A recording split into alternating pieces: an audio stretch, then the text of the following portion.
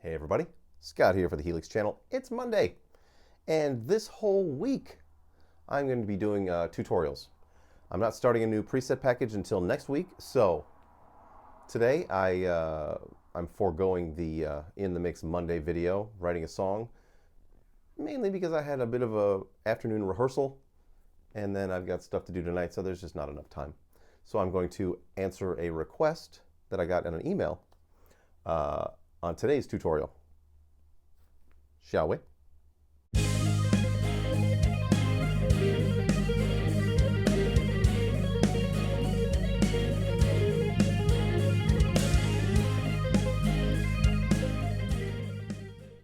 I got a question yesterday from Zoltan on my Helix channel YouTube page, and his question was, which takes up more DSP, IRs, or the built-in cabs and mics?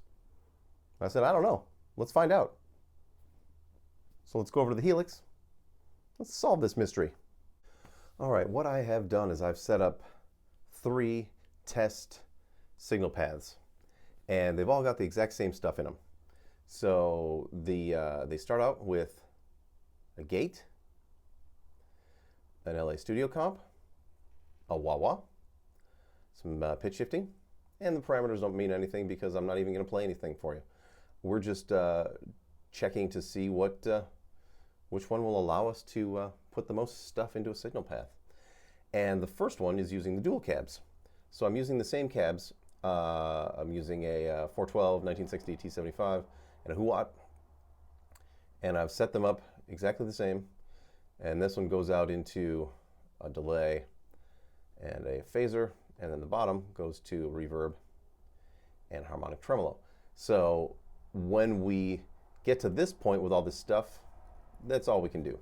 I'm turning the joystick and none shall pass. You can't have anything more. This is as much as a signal path will hold and will allow for. So now let's go to the next one. And the next one uses individual cabs.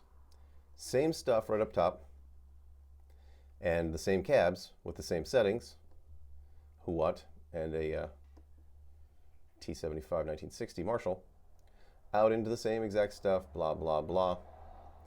And I wanted just to see, and you still can't get anything. So they're consistent that way.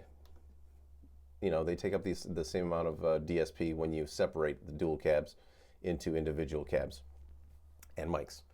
Now the third test utilizes everything else is the same, blah, blah, blah, down the line, except for IRs.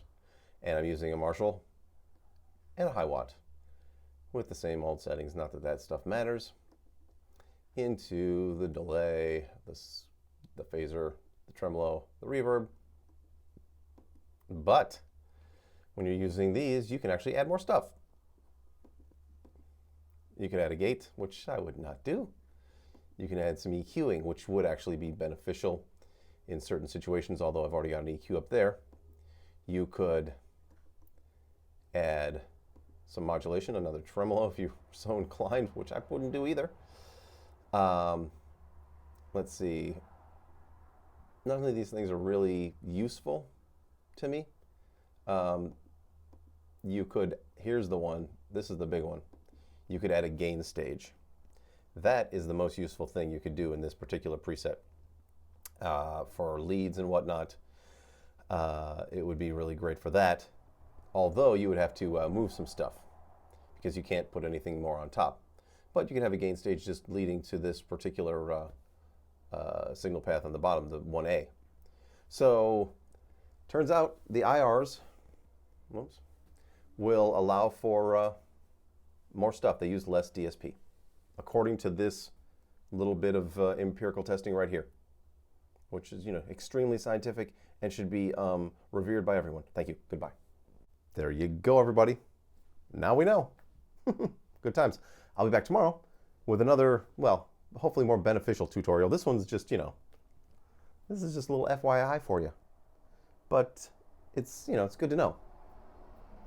And I feel like I've been doing things right the whole time now. That's right. So I'll see you tomorrow. And until then, Rock on.